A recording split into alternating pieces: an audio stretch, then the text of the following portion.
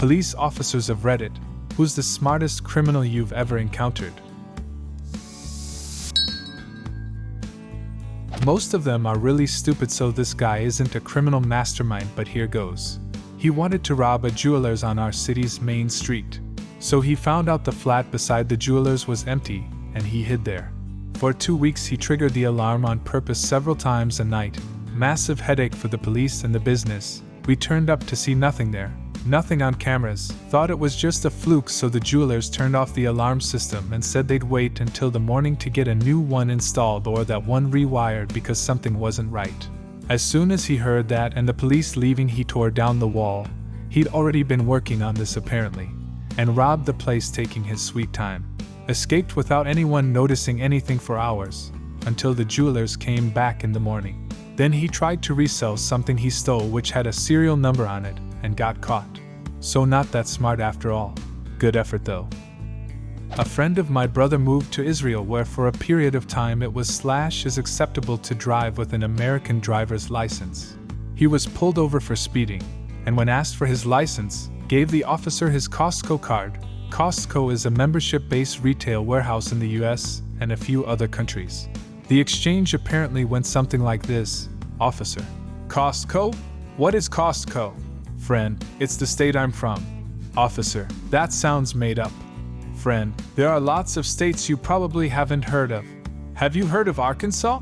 How about Idaho? Officer: I guess not. Friend: well, I'm from the small state of Costco. The officer didn't have a response and wound up writing the ticket to someone with a Costco driver's license. Friend framed the ticket and still has it hanging on his wall. Reminds me of a family friend of mine. Very funny Australian with an absolutely horrendous Bogan accent. Well, late 80s, he's driving through Texas and runs a red light, and is immediately pulled over by a 250-pound Texan police officer with an equally horrendous accent. The way the stories goes, this man is obviously not the brightest chap. So our friend, when asked about running the red light, gets very apologetic and explains that he gets easily confused because in Australia, you know how things are revered down there. Red means go and green means stop. The cop actually let this man go with a warning. I did not know that. Well, in America, red means stop, so don't make this mistake again. Well, there was this one guy. We'll call him Jack. Now, Jack stole stuff but also involved a lot of people. One time, he was planning to steal a whole bunch of cars, all luxury cars. So what he did was he got his people to call 911, etc., from all different places and countries to tell them that car theft was taking place in multiple places. Oh, he also only used a few people each time, so it was different voices, people, locations, etc. So the police went each time until he actually did the crime, then and no one came. He was never caught. When the owner of those cars came, the police didn't believe him. 10 out of 10 genius right there. The story goes like this. A homeowner walks out one morning to drive to work only to find his car missing. He reports the car stolen to police. A few days later, his car is sitting back in front of his house. When he gets inside, he finds a note. It was an apology that said the thief was in dire need of quick transportation, and so he borrowed the first car he found with the keys inside. The writer noticed the sticker on the car for the local sports team, and just so there were no hard feelings, he left 4 tickets to an upcoming game in the glove box for the homeowner and his family. So the homeowner and his family attend the game. But when they return home, they find the house has been ransacked and all items of value are gone. There was a guy with over 50 speeding charges, with the name Proud Jazdy. He was in a different car, with a different disguise every single time. Eventually, after the government set up a special task force to take down this guy, they realized that Proud Jazdy means driver's license in Polish. Clarification: it was 50 different people. The police just wrote down their name as Proud Jazdy every time someone with a Polish driver's license was caught speeding. It is very similar to this one. German police were looking for a serial killer who had left DNA traces at over 40 crime scenes all over Europe, only to find that the DNA belonged to a woman who worked at the factory that made the cotton swabs used for collecting DNA samples. There's a small tourist town where I grew up that is divided in half by a big river. The only way between the two sides is over a long bridge, unless you go all the way around another mountain pass. These guys called in, like 2 to 3 bomb threats to a posh hotel on one side of the bridge.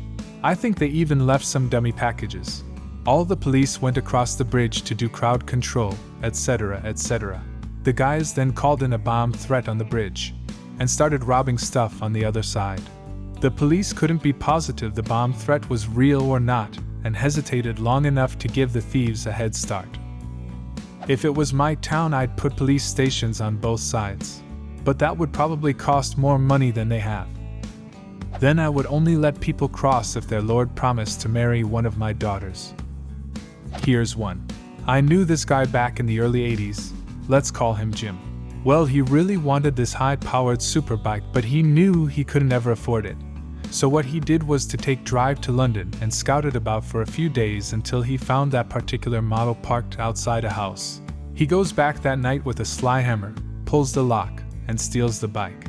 He gets it home, puts it in his garage, and completely strips it so that the only thing left is the frame and the bottom half of the engine, which he drags into the weeds at the bottom of his garden.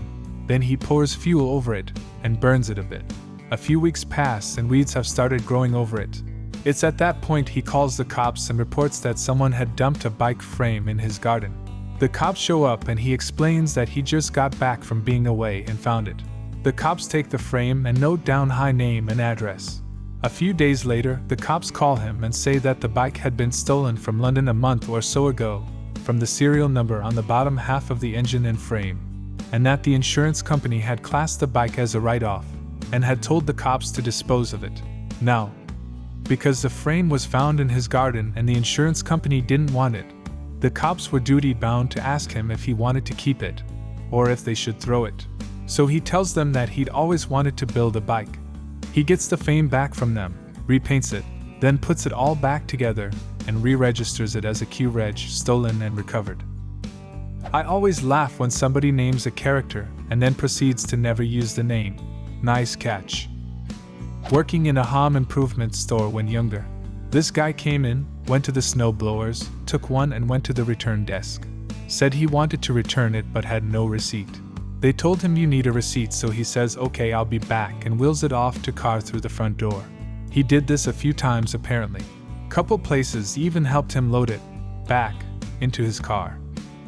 Had a guy try that with the big expensive bedding sets at Sears back 20 years ago.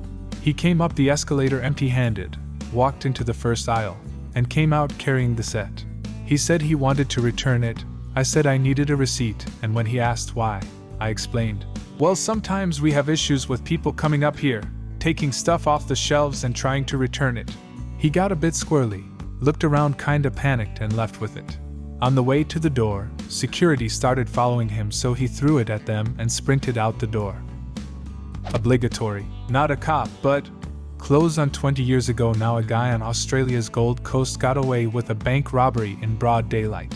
He cased the bank for a while and discovered a pattern of the bank manager arriving about 30 minutes before anyone else each morning, where he would leave the front doors unlocked so staff could help themselves in without a key or needing to wait for the boss to come and let them in.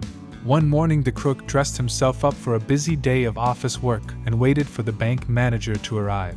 As the manager was unlocking the doors, he made his move, entering the building and threatening the manager with a gun. He got all the details he needed to access the vault, and so forth, and then tied the manager up and stuffed him in his office. When the staff arrived, he told them that the manager had called in sick and that regional office had sent him in to do the open shop thing, and no one batted an eyelid. This bank had a small walk-in vault that normally only held about 30-50K on any given day, but old mate had timed his robbery for the morning after business banking day, when all the local small businesses would make their end-of-week deposits, and reportedly got a score of close to 250K. Once the vault was open, he pulled his gun out and invited all the staff to enter the vault and lock them in. By this stage the bank was due to be open, so when he went to leave there were a number of customers waiting to get inside to do their banking. He told them all that there had been an issue with the computers and that the tech team had estimated it would take about 30 minutes before the issue would be resolved and that they couldn't open until then. Then he got into his car and drove straight to the airport and flew to Hong Kong and then disappeared. To my knowledge, the cops never caught him and never managed to find the money. They knew he'd have had to leave most of it in Australia somewhere, because you can only take 10k AUD in cash in any currency out of the country before customs pulls you into their interview rooms, so the assumption was that he had to have an accomplice here who would funnel the money to him slowly over time. Edit. For those wondering, he was identified later after witness statement, and CCTV led to his getaway car being discovered at the airport, where he boarded a plane destined for Hong Kong, which is as far as they could track him. Homeless guy in my hometown figured out if he committed some act of petty theft he'd get a night in jail, a warm place to sleep and a hot meal. He'd show up, turn in his stolen goods, and that would be that. After a while the police would just tell him to take back whatever he stole the next day. Quite the town character. Lots of people try to get arrested on purpose for the same reason. I've done it before, to try to escape an abusive relationship. FYI, trying to get arrested is super fun. A French thief who spent 10 years in prison became a comedian when he got out. One of his stories: finds a building, goes in, chooses a floor and transforms the exit door into an extra apartment. Puts the apartment number, fake lock, welcome rug, etc. Puts an iPhone for sale.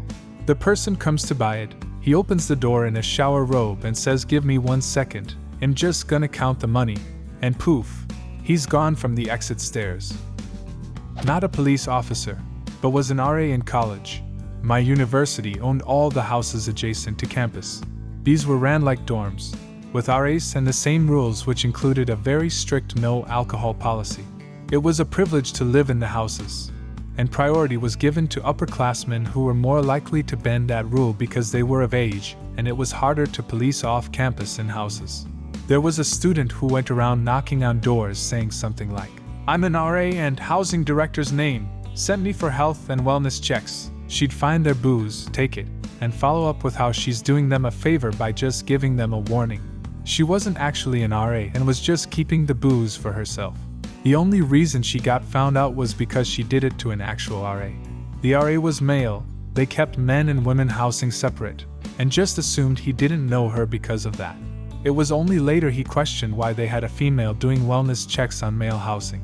They did an investigation and asked other residents. Incidents dated back previous 2 years. Never found out who it was. Do you have a similar story? Leave a comment and subscribe to the channel if you want to see more videos like this one.